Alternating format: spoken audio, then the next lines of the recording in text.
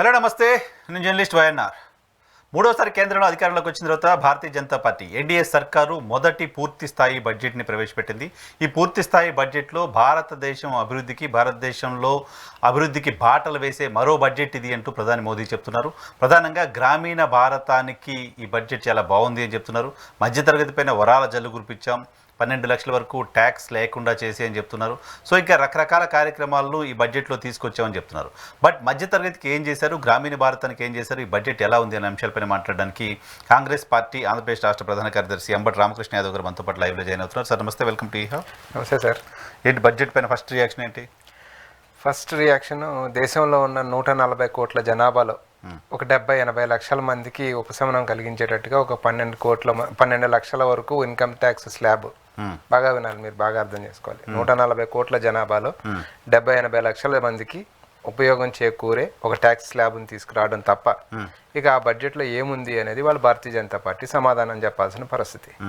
తర్వాత మొదలు పెట్టడం చాలా సంతోషం కలిగించింది. మన తెలుగు కవి గురజాడ అప్పారావు గారి యొక్క దేశం అంటే మట్టి కాదు, ఈ దేశం అంటే మనుషులు అనే సూక్తిని తీసుకొని మాట్లాడడం చాలా ఆనందాన్ని కలిగించింది. వీరు సూక్తుల వరకే పరిమితం అవుతారు, లేకపోతే పెద్ద పెద్ద కొటేషన్స్ మంచి మంచి పదాలు వాడటంలో పరిమితం అవుతారు అనేది కూడా ఆ బడ్జెట్లో మళ్ళీ వాళ్ళే తెలియజేయడం జరిగింది. దేశం అంటే మట్టి కాదు, దేశం అంటే మనుషులు. డెఫినెట్గా దేశం అంటే మనుషులు అన్నప్పుడు ఈరోజు భారతదేశ జనాభా లెక్కలు ఏంటి అని అడిగినప్పుడు ఆ లెక్కలు 5 సంవత్సరాలుగా తీయట్లా. సరే, ఆ లెక్కలు తీయడానికి మీరు ఇవాళ ఈ బడ్జెట్లో ఏంటి మీ ప్రపోజల్స్ అన్నప్పుడు దాంట్లో ఏమీ ప్రపోజల్స్ లేవు. ఆ దేశం అంటే మట్టి కాదు, దేశం అంటే మనుషులు అనే దాంట్లో ఆ మనుషుల్లో బీసీ ఎస్సీ ఎస్టీల సంఖ్య ఏంటి అంటే ఆ సంఖ్య అసలు చెప్పడానికే ఇష్టపడట్లా. ఇవాళ మీరు ఇన్ని లెక్కలు చెప్తా ఉన్నారు కదా, ఇన్ని లెక్కల్లో కూడా మీ సంపదలో ఏ సంపద ఎవరి దగ్గర చేరింది, ఏ సంపద ఎవరి దగ్గర చేరాల్సింది, ఏ సంపద ఎవరి దగ్గర చేర్చి వాళ్ళని అభివృద్ధి చేయాల్సింది అనే డేటా మీరు చెప్పేదానికి ఇష్టపడుతున్నారా అంటే ఆ మనుషుల లెక్కలు చెప్పడానికి ఇష్టపడట్లా. సో దేశంలో ఉన్న సంపన్న వర్గానికి సంబంధించిన కొంతమంది ఇవాళ ఇన్ఫ్లేషన్తో దేశం సతమతం అవుతూ ఉంటే దానికి ఏదో ఉపశమనం కలిగించాము అనే ఒక ప్రచారం చేసుకోవడం కోసం ఒక 70-80 లక్షల మందిని ఆకర్షించే ఒక ప్రయత్నం చేసిన బడ్జెట్ తప్ప ఫస్ట్ అబ్జర్వేషన్ అయితే ఇది నరసింహరావు గారు, అంతకు మించి ఏమీ లేదు. కిసాన్ క్రెడిట్ కార్డులకు సంబంధించిన లిమిట్ పెంచారు రైతులకు సంబంధించి. సో దాంతోపాటు ఎంఎస్ఎంఈలకు సంబంధించిన లోన్లు 5 కోట్ల నుంచి 10 కోట్ల నుంచి 20 కోట్ల వరకు పెంచారు. సో ఎంఎస్ఎంఈలకు మరిన్ని ఇన్సెంటివ్స్ ఇవ్వబోతున్నాం అని చెప్తున్నారు. క్రాప్ లోన్ సంఖ్యను పెంచుతామని చెప్తున్నారు. ఇవన్నీ కూడా రూరల్ ఎకానమీని పెంచేవి కాదా సార్? ఇప్పుడు మీరు అంటే ఫస్ట్ రైతులు తీసుకుందాం, తర్వాత మనం ఇండస్ట్రీస్ విషయానికి వెళ్దాం. రైతుల విషయానికి వెళ్ళినప్పుడు దేశవ్యాప్తంగా ఉన్న రైతు సంఘాల నాయకులు కానీ రైతులు కానీ ఏం కోరుకుంటున్నారు, మీరేమిస్తామంటున్నారు, అది కదా చర్చ జరగాల్సింది. రైతులు మీ దగ్గర ఏం కోరుకుంటున్నారు? కిసాన్ క్రెడిట్ కార్డులో లేకపోతే అప్పో కదా వాళ్ళు కోరుతుంది, లీగలైజ్డ్ ఎంఎస్పి కోరుతా ఉన్నారు వాళ్ళు. Legalised MSP as per calculations of Swaminathan మీరు ఇస్తానని కదా చెప్పి ప్రభుత్వంలో 2014లో ప్రభుత్వంలోకి వచ్చింది, అది కదా ఎంఎస్పిని ఇప్పుడు వీళ్ళు పెంచేదానికన్నా పంటలకి మేము అంతకు మించి పెంచడం జరిగింది పర్సంటేజ్ ఆఫ్ క్యాలిక్యులేషన్ తీసుకుంటే. అయితే రైతులు అంతటితో 2014 వరకు పర్సంటేజ్ ఆఫ్ ఇంక్రీజ్ అంటే వడ్లు కొనేటప్పుడు రేట్ పర్సెంట్ ఆఫ్ ఇంక్రీజ్ మేము ఇచ్చిన తర్వాత రైతులు ఏమయ్యారు, మాకు అది సరిపోవట్లేదు, లీగలైజ్డ్ స్వామినాథన్ కమిషన్ ఏదైతే కాంగ్రెస్ పార్టీ యూపీఏ ప్రభుత్వం ఇచ్చిందో ఆ నివేదిక ప్రకారం ఆ క్యాలిక్యులేషన్స్ కావాలి అని రైతులు ధర్నాలు చేసి దాదాపు 700-800 మంది రైతులు ప్రాణత్యాగాలు చేసిన తర్వాత దాని గురించే మాట్లాడకుండా ఇంకా రైతులకు మేము మేలు చేసామని మాట్లాడితే ఏ రకంగా మేలు జరుగుద్ది రైతులకి? సో రైతు ఏం కోరుకుంటున్నాడు, రైతుకి ఏం కావాలి అనేది చేయకుండా వారి రాజకీయ ఉపన్యాసం వారు దంచుకొట్టుకుంటూ పోతా ఉంటే అది రైతుకు ఉపయోగపడుద్ది అని అయితే డెఫినెట్గా ఏ రైతు కూడా ఒప్పుకోవడం అనుకుంటున్నాను. సో రేటు గిట్టుబాటు ధర లీగలైజ్డ్ ఎంఎస్పీ అడుగుతున్నారు వాళ్ళు. లీగలైజ్డ్ ఎంఎస్పీ ఇస్తే వాళ్ళు ఇంకొకటి కూడా ఇక్కడ గవర్నమెంట్ ఏం చేస్తా ఉందంటే ఇన్ని లక్షల కోట్లు పెట్టి మేము ఎక్కడ కొనాలి అని మాట్లాడుతూ ఉంది గవర్నమెంట్. వాళ్ళు ఏమంటున్నారంటే మీరు లీగలైజ్ చేసి ఇవ్వండి, మీరు కొనండి మొత్తం అనట్లా. మొత్తం గవర్నమెంట్ ప్రొక్యూర్ చేయడం వేరు, రేటుని లీగలైజ్ చేసి ఇంతకు తగ్గకుండా కొనాలి అని లీగలైజ్ చేస్తే అది ప్రైవేట్ వాడు కొనుక్కుంటాడు, గవర్నమెంట్ వాడు కొనుక్కుంటాడు, వేరే విషయం. ఆ రేటుకి మినిమం ఆ రేటుకి కొనాలి. అది ప్రజల్ని కూడా తప్పుదోవ పట్టిస్తుంది. ఇన్ని లక్షల క్వింటాలని ప్రభుత్వం ఎక్కడ కొనగలదు, ప్రభుత్వం ఎక్కడ స్పెండ్ చేయగలదు అనేది మిమ్మల్ని కొనమని అడగట్ల వాడు. లీగలైజ్ చేసి ఇవ్వండి అని అడుగుతుంటే లీగలైజ్ చేయడానికి మీకు ఎందుకు బాధ అంటే మీరు ప్రొక్యూర్ చేసేదానికన్నా కూడా ప్రైవేట్ పార్టీస్ ఎక్కువ ప్రొక్యూర్ చేస్తూ ఉంటే మీరు ఆ ప్రైవేట్ పార్టీస్కి మెయిల్ చేయడం కోసం ఈ లీగలైజ్డ్ ఎంఎస్పి చేయట్లేదు. ఇక్కడ ఇది అర్థం చేసుకోవాల్సిన అంశం. రైతు కాని వాళ్ళు, రైతుకు తెలుస్తుంది అది. రైతు కాని వాళ్ళు లేకపోతే ప్రభుత్వం పట్ల సానుభూతి వ్యక్తం చేసేవాళ్ళు ఇది అర్థం చేసుకోవాలి. నిజానికి లీగలైజ్డ్ ఎంఎస్పీ ఇవ్వడం వల్ల ప్రభుత్వానికి జరిగే నష్టం ఏంటి అంటే జీరో. ప్రైవేట్ ప్లేయర్స్, దళారులు ఎవరైతే దీంట్లో లాబ్ధి చేకూర్చుకుంటా ఉన్నారో వారి యొక్క లాభాలు కొంత మేరకు తగ్గించుకొని రైతుకి ఆ లాభాన్ని అందిస్తే భవిష్యత్తులో వ్యవసాయం చేసేవాడు ఉంటాడు అని మాట్లాడుతూ ఉంటే దాన్ని చేయకపోవడంలో ఉన్న ఏంటి కిటుకు అనేది ఇవాళ నరేంద్ర మోడీ ప్రభుత్వం చెప్పాలి. సో ఆ రకంగా తీసుకున్నప్పుడు వ్యవసాయం పట్ల కూడా వీళ్ళకి ఏం కన్సర్న్ లేదు అనేది మనం ఇక్కడ అర్థం చేసుకోవాల్సింది. తర్వాత పోతే మీరు ఎంఎస్ఎంఈల గురించి మాట్లాడుతాను. క్రెడిట్ లిమిట్ పెంచారు. గతంలో కూడా ఎంఎస్ఎంఈ క్రెడిట్ లిమిట్ మీరు 5 కోట్ల నుంచి 10 కోట్ల వరకు పెంచిన తర్వాత ఇప్పుడు 10 నుంచి 20 కోట్ల వరకు పెంచారు. ఇంత పెంచుకుంటా పోతా ఉన్నాయి. ఎంఎస్ఎంఈలు ఎందుకు మూతపడతా ఉన్నాయి? దేశంలో అన్ఎంప్లాయ్మెంట్ ఎందుకు పెరుగుతుంది? మూతపడుతున్నాయా? ఎస్ డెఫినెట్ గా. ఏ రోజైతే వీళ్ళు జిఎస్టీ తీసుకొచ్చారో ఈ జిఎస్టీ తీసుకొచ్చిన దగ్గర నుంచి డిమానిటైజేషన్ తర్వాత నుంచి దాదాపుగా 5-6 లక్షల ఎంఎస్ఎంఈలు మూతపడటం జరిగింది. కొత్త ఎంఎస్ఎంఈలు ఎక్కడ వచ్చినట్టు కనపడట్లేదు. కరోనా టైంలో కూడా ఆత్మనిర్భర్ భారత్ పేరుతో చాలా ఇచ్చారు కదా, అనౌన్స్ చేసి వదిలిపెట్టేసారు తప్ప 20 లక్షల కోట్లు ఇస్తామని అనౌన్స్మెంటే తప్ప ఎక్కడ గ్రౌండ్ అయింది? గ్రౌండ్ కాలేదు కదా. సో గ్రౌండ్ అయ్యి మీరు ఇచ్చిన లబ్ధి కనుక నిజంగా అయితే ఇంకొకటి మాట, నిజంగా మీరు చెప్పినట్లు ఎంఎస్ఎంఈలు ఈ దేశంలో ఇన్స్టాల్ అయ్యి ప్రొడక్షన్ కానీ మొదలైతే అప్పుడు మన ఇంపోర్ట్స్ ఎందుకు పెరుగుతున్నాయి? మన ఇంపోర్ట్స్ పెరగకూడదు కదా, మన ఎక్స్పోర్ట్స్ పెరగాలి. ఈ దేశంలో ఉత్పత్తి పెరిగితే ఎక్స్పోర్ట్ పెరగాలి, కానీ ఈ దేశంలో ఇంపోర్ట్స్ ఎందుకు పెరుగుతున్నాయి? ఫిజికల్ డెఫిసిట్ అందువల్ల కదా పెరుగుతా ఉంది. ఫిజికల్ డెఫిసిట్ ఎందుకు పెరుగుతా ఉంది? ఈ దేశం ఇంపోర్ట్స్ ఎక్కువైనాయి, ఎక్స్పోర్ట్స్ తగ్గినాయి, ఆ గ్యాప్ పెరుగుతా ఉంది. గ్యాప్ పెరిగిబట్టి ఫిజికల్ డెఫిసిట్ పెరుగుతా ఉంది.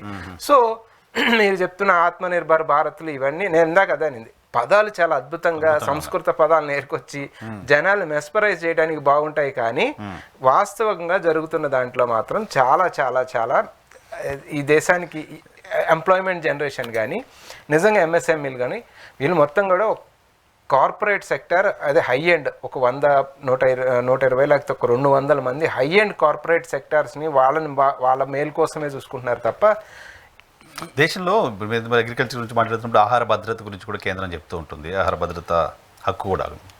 సో ఎక్కువ ఈల్డింగ్ వచ్చే సీడ్స్ని డెవలప్ చేయడం పైన కాన్సన్ట్రేట్ చేస్తున్నాము, దానివల్ల ఫార్మర్కి బెనిఫిట్ అవుతుంది, ఎక్కువ ఈల్డ్ వస్తుంది, అటువంటి సీడ్స్ని మేము డెవలప్ చేయబోతున్నాం అని సెంట్రల్ గవర్నమెంట్ చెప్తున్నమాట. బడ్జెట్లో కూడా చెప్పింది అది. R&Dకి మీరు కేటాయించిన నిధులంతా R&D రీసెర్చ్కి మీరు కేటాయించాలి కదా. R&Dకి మీరు కేటాయిస్తున్న ఇన్ఫ్యాక్ట్ పర్సంటేజ్ తగ్గింది. R&Dకి కూడా వాళ్ళు ఏం చెప్తా ఉన్నారు, ఎనీ ప్రైవేట్ ప్లేయర్ ఒకవేళ మీరు కనుక రీసెర్చ్ చేయదలుచుకుంటే గతంలో గవర్నమెంట్ ఇన్సెంటివ్స్ ఇచ్చేది, గవర్నమెంట్ చేయించేది R&D, మీరు మీ R&Dని మీరే ఖర్చు పెట్టుకొని మీరే తయారు చేసుకోండి అని చెప్తుంది. సో ఎనీ ఇండస్ట్రీ వాళ్ళు R&D మీద ఎక్కువ స్పెండ్ చేసి వాడు ఎట్లా వైబుల్ ఈ రోజు మన దేశం ఉన్న పరిస్థితుల్లో వైబిలిటీ తక్కువ కదా. అది చైనా అమెరికా లాంటివి అడ్వాన్స్ అవడానికి మనం ఇక్కడ ఆగిపోవడానికి కారణం ఏంటి? R&Dకి వాళ్ళు విపరీతంగా నిధులు ఇస్తా ఉన్నారు, ఇక్కడ మనకి R&Dకి నిధులు లేవు. సో అటువంటి పరిస్థితుల్లో R&Dకి నిధులు ఇవ్వకుండా మేము కనిపెడుతున్నామంటే ఎన్ని వంగడాలు కనిపెట్టారో చెప్పండి, లిస్ట్ ఇవ్వమని చెప్పండి. పెడతారు, బడ్జెట్లో పెట్టారు, బహుశా బడ్జెట్లో 10 ఏళ్ల వెబ్సైట్లో పూర్తిగా అప్లోడ్ చేస్తే మనకు తెలుస్తుంది. మెడికల్ కాలేజ్ సీట్లు కూడా పెంచుతామని చెప్తుంది. 10,000 సీట్లు సంవత్సరం పెంచుతున్నారు. కమింగ్ 4 yearsలో 75,000 కొత్త మెడికల్ సీట్లు మేము తీసుకురాబోతున్నాం ప్రభుత్వం చెప్తుంది. ఇట్స్ ఎ కంటిన్యూస్ ప్రాసెస్ ఈ దేశంలో. బట్ ఇప్పుడు రెవల్యూషనరీ కదా, ఈ స్థాయిలో ఏటా 10,000 సీట్లు పెరగడం అనేది గతంలో ఎప్పుడు లేదు సార్. గతంలో లేదు, నేను అదే చెప్తున్నా, గతంలో లేదు. ఇట్స్ ఎ కంటిన్యూస్ ప్రాసెస్ అంటున్నా. ఇప్పుడు ఒక కాలేజీకి ఒక ఫౌండేషన్ వేసి ఒక స్లాబ్ వేసిన తర్వాత పై స్లాబ్ కట్టి దానికి క్లాస్ రూమ్స్ అరేంజ్ చేసి సీట్స్ పెంచడం అనేది అది మంచి కనపట్లేదు. భారతీయ జనతా పార్టీ చేసిన మంచి కనపట్లేదా? మంచి కాదు సార్. నేను దాన్ని స్వాగతిద్దాం అంటున్నా. స్వాగతిస్తూనే ఈ ప్రభుత్వం ఏం చేసిందంటే గతంలో ఉన్న మెడికల్ అంటే హాస్పిటల్స్, పెద్ద హాస్పిటల్స్ ఏవైతే ఉన్నాయో గతంలో ఉన్న గవర్నమెంట్ హాస్పిటల్స్ని వాటిల్నే మెడికల్ కాలేజ్ కింద మార్చింది. కొత్తగా వీళ్ళు కడుతున్న మెడికల్ కాలేజీల కన్నా కూడా గతంలో ఉన్న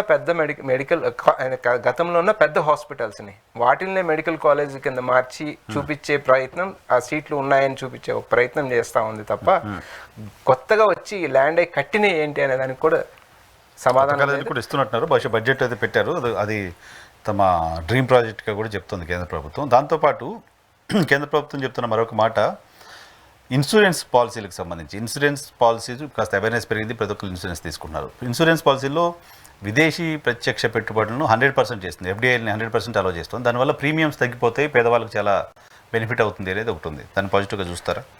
ఇన్సూరెన్స్ పెట్టుబడుల్లో గతంలో 74% ఉండింది సార్ ఎఫ్డిఐ.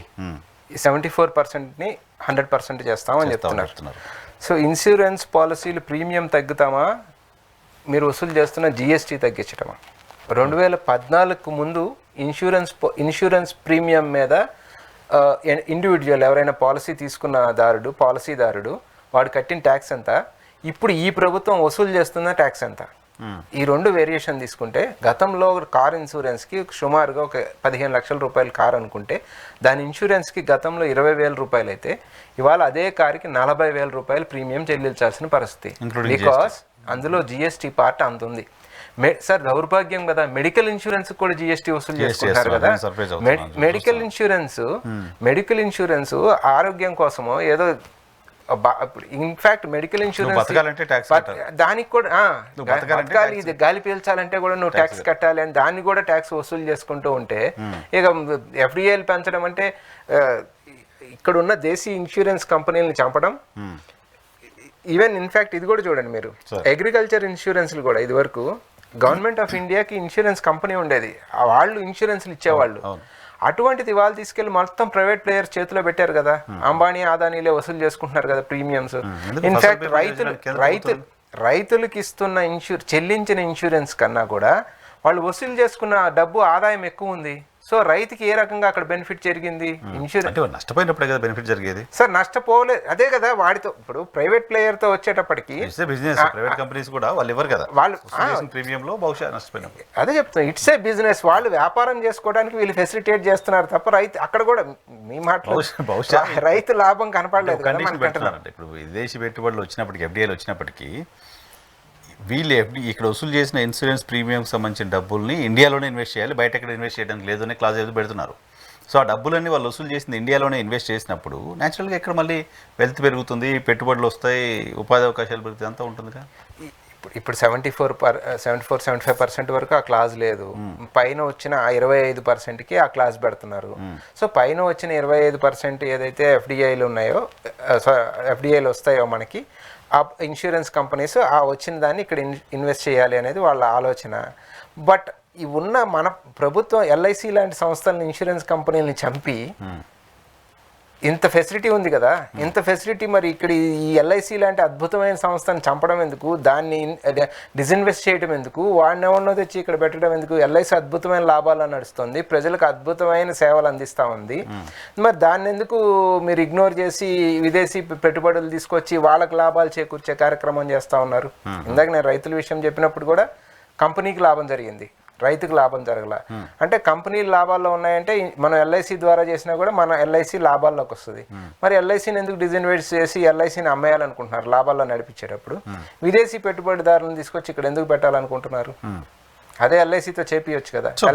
ఎల్ఐసిలో డబ్బులు తీసుకెళ్ళేమో ఆదానికి ఇన్వెస్ట్ చేపిస్తారు, ఎస్బీఐ డబ్బులు తీసుకెళ్ళి ఆదానికి ఇన్వెస్ట్ చేపిస్తారు. మానిటరీ బెనిఫిట్ ప్రభుత్వం ఇంటెన్షన్ తక్కువ ప్రీమియంతో పేదవాళ్ళకు ప్రజలందరికీ కూడా హెల్త్ ప్రీమియం అందుబాటులో తీసుకురావాలని ప్రభుత్వం నిర్ణయం కావచ్చు. దానివల్ల మానిటరీ బెనిఫిట్ కంపెనీస్ అవుతుండొచ్చు, కానీ కంపెనీస్ బెనిఫిట్ అవ్వాలి కాబట్టి ఇది తీసుకొచ్చిందని చెప్పగలుగుతారా?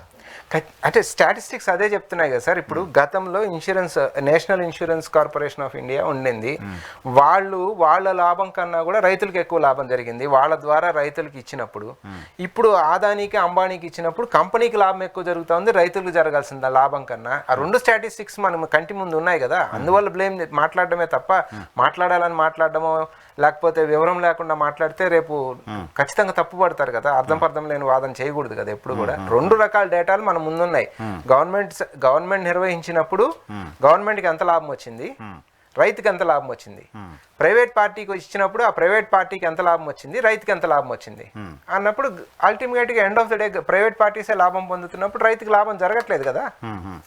మరి మరొక స్కీమ్ కూడా ప్రభుత్వం చెప్తుంది, 100 జిల్లాలు డ్రాట్ ఏరియాస్, బాగా వెనకబడిన జిల్లాలో 100 జిల్లాలని ఐడెంటిఫై చేసి ఆ జిల్లాల్లో ఆ డ్రాట్ నివారణ కోసం చర్యలు తీసుకుంటాం అనే మాట కూడా ప్రభుత్వం చెప్తుంది. దేశవ్యాప్తంగా 100 జిల్లాలు అంటే పెద్ద నంబరే కదా, బహుశా ప్రతి బడ్జెట్లో పెంచుకుంటూ పోతారేమో దాన్ని. మన్రేగా లాంటి స్కీమ్ ఎందుకు వచ్చింది సార్? Drought. మన్రేగా లాంటి స్కీమ్ ఎందుకు తీసుకొచ్చాం? ఆ డ్రాట్ హీట్ ఏరియాస్లో వలసలు నిర్వహించి అక్కడ ఉపాధి కల్పించి అక్కడ ప్రజలకి ఏదన్నా పని కల్పించి చేయడానికే కదా ఆ రోజు తీసుకొచ్చింది. దాన్ని ఆ రోజు ప్రధానమంత్రి గారు తన ప్రధాని అవ్వంగానే ఫస్ట్ తొలి స్పీచ్లోనే దాని గురించి ఎద్దేవా చేస్తా మాట్లాడాడు. ఇవాళ ఆ మన్రేగా లాంటి స్కీమే మనకు ఉపయోగపడింది, మనం నిలబెట్టగలుగుతా ఉంది. Unemployed youth, unorganised sector youth కానీ మహిళలు కానీ ఎవరన్నా కానీ ఇవాళ ఆ మన్రేగా లాంటి ద్వారా అంతో ఎంతో ఉపాధి కల్పించగలుగుతున్నాం ఇప్పుడు కొంచెం కళ్ళు తెరిచిన తర్వాత. సో ఆ డ్రాట్ హీట్ ఏరియాస్లోనో లేకపోతే ఆ అభివృద్ధి చెందాల్సిన జిల్లాల్లో ఎక్కడైతే ఉందో అక్కడ ఏమన్నా కొంచెం చేసే ఆలోచన చేస్తున్నారేమో కానీ బై అండ్ లార్జ్ వీళ్ళుగా తీసుకొచ్చిన ఒక మంచి పథకం దేశం కోసం మేము ఇదిగో ఈ పథకం తీసుకొచ్చాం అని ఒకటి చెప్పండి. మేక్ ఇన్ ఇండియా అన్నారు, ఫెయిల్యూరు, అట్లా ఏదో రకరకాల పేర్లు కూడా గుర్తులేవు తీసుకొచ్చారు. ఏది సక్సెస్ఫుల్? ఆత్మనిర్భర్ భారత్. ఎవరు ఆత్మనిర్భర్ భారత్? ఆత్మనిర్భర్ భారత్ అని ఆయనే మాట్లాడతాడు. దేశంలో 80 కోట్ల జనాభాకి 5 కేజీలు రేషన్ బియ్యం ఇస్తున్నానని ఆయనే చెప్తాడు. 80 కోట్ల జనాభాకి నువ్వు రేషన్ బియ్యం ఇచ్చి భారతదేశం ఆత్మనిర్భర్ ఉందంటే ఏమన్నా అర్థం ఉందా? 80 కోట్ల మంది దారిద్ర్యకు దిగువ తర్వాత ఆత్మనిర్భర్ భారత్ ఏంటి? 80 కోట్ల మందికి మేము బియ్యం ఇస్తున్నాం విజయంగా చెప్పినప్పుడు ఇంకా ఆత్మనిర్భర్ భారత్ ఏంటి? మీరు వచ్చిన తర్వాత మీరు బియ్యం ఇవ్వాల్సిన సంఖ్య పెరిగింది, తగ్గాలి కదా. మా హయాంలో 25 కోట్ల మంది పావర్టీ లైన్ నుంచి మేము బయటికి తీసుకురావడం జరిగింది యూపీఏ దీంట్లో. అది మేము లేకపోతే ఆర్బీఐ ద్వారానో ఎవరో మేము చెప్తే వినేవాళ్ళ ఏజెన్సీస్ ద్వారా తీసుకున్న నివేదిక కాదు, వరల్డ్ బ్యాంక్ ఇచ్చిన నివేదిక. ఈ మన్మోహన్ సింగ్ 10 ఏళ్ల పరిపాలనలో 25 కోట్ల మంది పేదరికంలో నుంచి బయటకు వచ్చారు అని నివేదిక. దానికి కాంపిటేటివ్గా ఎలక్షన్ ముందు వీళ్ళు ఆర్బీఐ ద్వారా ఒక నివేదిక ఇప్పించేసుకున్నారు. మళ్ళీ 80 కోట్ల మందికి నేను ఇస్తున్నాను అనేది దాన్ని స్టాండ్ అయి ఉంటాడు ఆయన. సో చెప్పే మాటలకి చేసేదానికి పొంతం లేనప్పుడు ప్రజలు ఏ డైరెక్షన్లో ఆలోచిస్తున్నారో ఏమో తెలియదు. కానీ ఏంటి కాంగ్రెస్ పార్టీ ఎక్స్పెక్ట్ చేసింది ఏంటి? బడ్జెట్ ఎలా ఉండాలనుకుంది? ఏ సెంట్రిక్గా ఉండాలనుకుంది? రైతు సెంట్రిక్గా ఉండాలనుకున్నాం సార్. అట్లాగే అన్ఎంప్లాయ్మెంట్ని ఖచ్చితంగా అడ్రస్ చేయాలి అనుకున్నాం. అన్ఎంప్లాయ్మెంట్ని అడ్రస్ చేయలేదు, రైతుల్ని అడ్రస్ చేయలేదు, ఇన్ఫ్లేషన్ని తగ్గించేదానికి చర్యలు కనపడలేదు. ఈ 3 అడ్రస్ చేసి ఉండుంటే బేసిక్గా కొంత ఈ బడ్జెట్ దేశానికి ఉపయోగపడే బడ్జెట్ అని మాట్లాడాల్సిన పరిస్థితి ఉండేది. రైతుల విషయాన్ని అడ్రస్ చేయకుండా అన్ఎంప్లాయ్మెంట్ని ఎలా తగ్గిస్తున్నావు ఏంటి అనేదాన్ని మీరు ఇది చూడండి సార్. ఎందుకు జూలైలోనో జూన్లోనో వీళ్ళు వచ్చిన తర్వాత మళ్ళీ ఒక బడ్జెట్ ప్రవేశపెట్టడం జరిగింది. అంతకుముందు ఓటాన్ అకౌంట్కి మళ్ళీ బడ్జెట్ పెట్టారు కదా. 1 కోటి మంది యువతకి ఎంప్లాయ్మెంట్ కోసం, ఏది స్కిల్ డెవలప్మెంట్ కోసం దేనికో దేశంలో ఉన్న 500 కంపెనీలతో టైఅప్ అయ్యి వాళ్ళందరికీ శిక్షణ ఇప్పించి ఉపాధి పెంచి వాళ్ళకి ఉపాధి కల్పించే ప్రయత్నం చేస్తామన్నారు. సంవత్సరం గడిచింది, ఏం జరిగింది? 1 కోటి మంది 500 కంపెనీలు ఎవరికి ట్రైనింగ్ ఇచ్చారు? సో యూత్ విషయంలో మోసం, రైతుల విషయంలో పట్టించుకున్న పాపాన్ని పోలా. ఇన్ఫ్లేషన్ విషయాన్ని ఏ రకంగా అడ్రస్ చేశారు అంటే ఇన్ఫ్లేషన్ కూడా అంటే కొంచెం ఓకల్ సెక్షన్స్గా ఉండే మిడిల్ క్లాస్లో ఉద్యోగస్తులు ఉంటారు కదా, వాళ్ళని కొంచెం అడ్రస్ చేసినట్టు కనపడింది తప్ప ఇందాక నేను అన్న 70-80 లక్షలని. ఇన్ఫ్లేషన్ అడ్రస్ చేయడం అంటే ఏంటి? దేశం మొత్తం 140 కోట్ల మందికి ఉపయోగపడే వస్తువుల మీద మీరేమైనా ట్యాక్సులు తగ్గించారా? 140 కోట్ల మంది వాడే వస్తువుల పైన వాళ్ళ ప్రైసెస్ ఏమన్నా తగ్గించేదానికి చర్యలు తీసుకున్నారా? అటువంటి చర్యలు ఏం తీసుకోలేదు కదా. అప్పుడు ఇన్ఫ్లేషన్ ఏ రకంగా తగ్గుద్ది? సో అదే మీరు అన్నట్టుగా ప్రతి పర్సన్కి ఉండే మినిమం నీడ్స్ పైన ఈ బడ్జెట్ ఏమైనా ఇంపాక్ట్ చూసిందా? ప్రతి ఒక్కరు ఏం వాడతాం ఇంట్లో? పెట్రోలు, పప్పుధాన్యాలు, బట్టలు, ఫుడ్డు, వీటికి సంబంధించిన ఐటమ్స్ పైన దేనిపైన కాస్త రిలీఫ్ ఉండే పరిస్థితి ఉందా ఈ బడ్జెట్లో? అంటే అవేవి కనపడలేదు. ఇన్ఫ్యాక్ట్ వీళ్ళకి పెరిగినాయి కదా. మనకి అర్థమయ్యే సింపుల్ లాంగ్వేజ్లో తీసుకున్నా మన ఆంధ్రప్రదేశ్ రాష్ట్రంలో మన కూటమి ప్రభుత్వం వచ్చిన తర్వాత కరెంటు బిల్లుల ఛార్జీలు ఏ రకంగా పెంచారో చూసాం కదా. అది 10 మందికి ఉపయోగపడేది కదా. సో వీళ్ళు కామన్ మ్యాన్కి ఉపయోగపడేది దేశంలో ఏ రకమైన చర్యలు ఈ బడ్జెట్లో కనపడలేదు అనేది నాకు అర్థమైంది. End of the day analyse చూసిన తర్వాత ఫ్యాన్సీ నెంబర్స్ కనపడుతున్నాయి. బహుశా మీడియాకు కూడా అట్రాక్షన్ ఏంటి అంటే ఫస్ట్ బడ్జెట్ అనగానే ఎవరికి బడ్జెట్ ఊర్లో ఉండే పేదవాళ్ళు ఎవరు బడ్జెట్లో ఏముంటుందని చూసే పరిస్థితులు లేరు. కాస్త ఓకళ్ళు చదువుకున్న వాళ్ళు ఎంప్లాయీస్ వాళ్ళు ఫస్ట్ అందరూ ఎక్స్పెక్ట్ చేసేది ఇన్కమ్ ట్యాక్స్ స్లాబ్ ఉంది అని, దాన్ని మాత్రం ఇచ్చేశారు, అందరు దానిలో ఉన్నారు. సో మిగతాది ఏం జరగలేదు as for you. So income tax మొత్తం దేశంలో 7 లక్షల వరకు ఉన్నట్టుంది, ఇప్పుడు 12 లక్షలు చేశారు. ఈ 7 లక్షల నుంచి 12 లక్షల వరకు ట్యాక్స్ పే చేస్తున్న వాళ్ళకి మాత్రం బెనిఫిట్ అవుతుంది. 50,000 అంటే 1 కోటి మందికి బెనిఫిట్ అవుతుంది. 70-80 లక్షల మంది, కోటి మంది అనుకోండి, కోటి మందికి కూడా ఎంత, 1 లక్ష రూపాయలు బెనిఫిట్ అవుతుంది. ఏడాది మొత్తం మీద 1 లక్ష రూపాయలు బెనిఫిట్ అవుతుంది. ఏడాది మొత్తం మీద వాడు ఖర్చు పెడుతున్న ఇప్పుడు తిండి పదార్థాలకు కానీ పెట్రోల్ డీజిల్కి కానీ అవన్నీ వసూలు చేసేసుకుంటున్నారు కదా. చిన్న అంటే వాత పెట్టే ఆయింట్మెంట్ రాశారు వాళ్ళ వరకు. సో వాళ్ళకు కూడా గొప్పగా ఏం జరగవసరం, పెట్టిన వాతకి ఆయింట్మెంట్ రాశారు, కొంచెం నొప్పి తెలియకుండా చల్లగా ఉండటం కోసం వాళ్ళకి ఆయింట్మెంట్ రాశారు అంతవరకు. ఓకే, మీ రాష్ట్రం ఆంధ్రప్రదేశ్ పాయింట్ ఆఫ్ వ్యూలో ఎలా చూస్తారు ఈ బడ్జెట్ని? ఆంధ్రప్రదేశ్ రాష్ట్ర పాయింట్ ఆఫ్ వ్యూలో ఏం మాట, మరి రేపు పొద్దునే మా ముఖ్యమంత్రి గారు ఏం చెప్తారో చూడాలి. ఎందుకంటే ప్రపంచవ్యాప్తంగా మైక్రోసాఫ్ట్ లాంటి వాళ్ళు కూడా టెక్నాలజీ నేర్పించే మా ముఖ్యమంత్రి గారు ఇవాళ ఈ బడ్జెట్లో బీహార్కి సంబంధించి 4-5 సార్లు ప్రస్తావన వచ్చింది, ఏం చేయబోతారు బీహార్కి అనేది. అంటే వీళ్ళకి అలవాటు ఎలక్షన్ గోయింగ్ స్టేట్ ఏదైనా ఉంటే దానికి వరాల జల్లు కురిపించడం.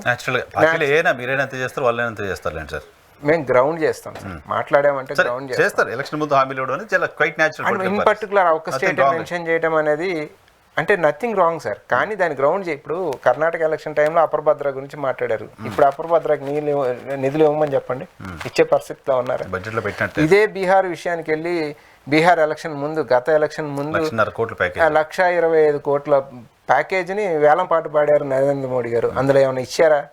సో ప్రజల్ని మసిపూసి మారేడుకాయ చేయడానికి. కాకపోతే తృప్తి ఏంటంటే అదేదో బోర్డు ఇచ్చారు, మకానా బోర్డు ఒక బోర్డు ఇచ్చారు, ఏదో ఒక రివర్ బెడ్ ఏదో అంటే దాని గురించి మాట్లాడారు తప్ప మనకి యాక్చువల్గా ఈ దేశంలో చూసుకున్నప్పుడు సార్ అడ్రస్ చేయాల్సిన ఫస్ట్ స్టేట్ ఈ దేశంలో ఏదైనా ఉందంటే అది ఆంధ్రప్రదేశ్.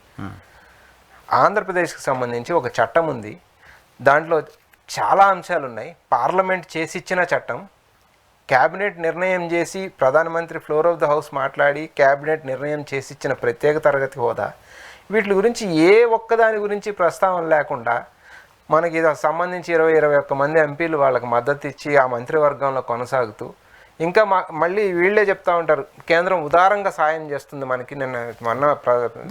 ఈరోజు బడ్జెట్ తర్వాత కేంద్ర మంత్రి రామ్మోహన్ నాయుడు మాట్లాడుతున్న మాట, డబుల్ ఇంజిన్ సర్కార్ ఉంటే ఎలా ఉంటుందో మేము చూపించాము, అద్భుతంగా ఆంధ్రప్రదేశ్కి ఏదో తీసుకొచ్చామని చెప్తున్నారు. బహుశా అది ఎంత వెబ్సైట్లో పెడతారా ఇంకా మనకేం తెలియదు. బహుశా డబుల్ ఇంజిన్ సర్కార్ ఉంటే ఎట్లా ఉంటుంది అని మాట్లాడే తెలుగుదేశం పార్టీ కావచ్చు, జనసేన కావచ్చు, ఎవరన్నా మరి నిత్య దరిద్రపు మాటలు ఎందుకు మాట్లాడడం?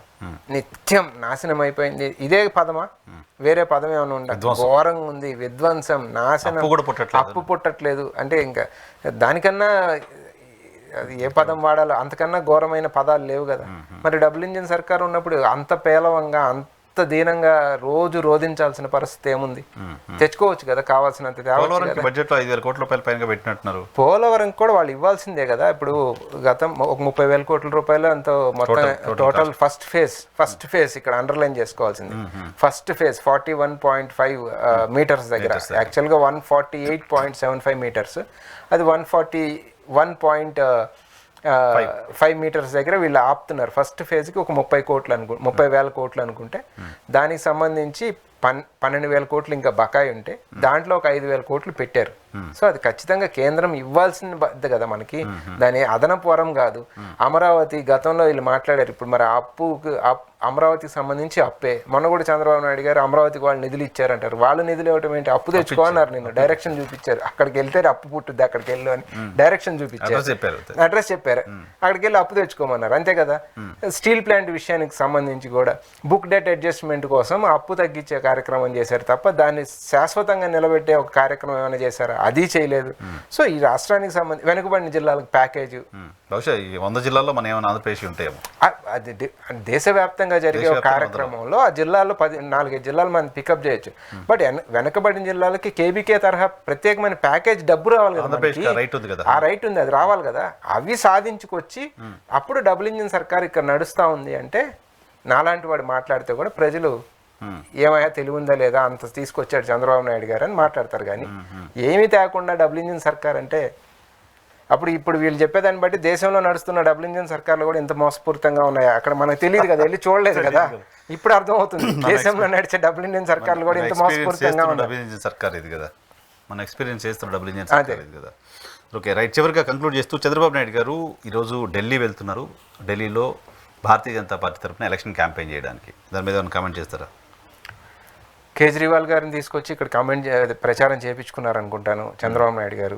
కేజ్రీవాల్ గారు కలిసి చేతులు కలిపారు. ఈ చంద్రబాబు నాయుడు గారి పైన కేసు అయ్యి చంద్రబాబు నాయుడు గారిని జైల్లో పెట్టినప్పుడు కూడా నాకు తెలిసి మొట్టమొదటి బయటకు వచ్చి మాట్లాడింది కూడా కేజ్రీవాల్ గారే అనుకుంటా. ఇవాళ మళ్ళీ అదే కేజ్రీవాల్ని నువ్వు అతనికి ఓటేయడానికి వీల్లేదని చెప్పి చంద్రబాబు నాయుడు గారు ప్రచారానికి వెళ్తున్నారు. సో ఇది ఫారూక్ అబ్దుల్లా చూశాడు చంద్రబాబు నాయుడు ఎట్లా బిహేవ్ చేస్తుంది అనేది. ఇప్పుడు కేజ్రీవాల్ చూడబోతా ఉన్నాడు. ఇక భవిష్యత్తులో ఎవరెవరు చూడబోతారు అనేది మనం అర్థం చేసుకోవాలి. అది చంద్రబాబు నాయుడు గారి యొక్క హోప్ ఉందా ఢిల్లీలో మీరు గెలుస్తారని? మా వాళ్ళైతే చాలా కష్టపడి పనిచేస్తూ ఉన్నారు. వాళ్ళు మాట్లాడే తీరు చూసినా ఏదైనా చూసినా కానీ ఆశాజనకంగా కనపడతా ఉంది. బీజేపీ గెలుస్తుందేమో అనే భయంతో కాంగ్రెస్ వదిలేసింది అనే ప్రచారం జరుగుతోంది. కాంగ్రెస్ వదిలేస్తే రాహుల్ గాంధీ గారు యమునా నదిలో పడవేసుకొని తిరిగి యమునా నది పరిస్థితి ఎట్లా ఉంది, ప్రజలకి ఏం వాగ్దానం చేశారు, ఆ ప్రజలు వాగ్దానాలు నెరవేర్చలేదు. ఇద్దరు ఒకటే, కేంద్రంలో 10 ఏళ్ళుగా వాళ్ళు ఉన్నారు, కేంద్రంలో 10 ఏళ్ళుగా వీళ్ళు ఉన్నారు. శీలా దీక్షిత్ గవర్నమెంట్ 15 సంవత్సరాలు ఏం చేసింది, ఇప్పుడు జరిగింది ఏంటి అనేది రాహుల్ గాంధీ గారు స్పష్టంగా వివరించి చెప్తా ఉన్నారు కదా. వదిలేస్తే అంత చేయాల్సిన పని ఏముంది, ప్రియాంక గాంధీ గారు రోడ్ షోలు ర్యాలీలు చేయాల్సిన పని ఏముంది. Right sir, thank you very much మాకు సమయం కేటాయించినందుకు. ఇది కేంద్ర బడ్జెట్ పైన కాంగ్రెస్ పార్టీ రాష్ట్ర ప్రధాన కార్యదర్శి అంబటి రామకృష్ణ గారితో స్పెషల్ రియాలిటీ చెక్. చూస్తూనే ఉండండి ఈ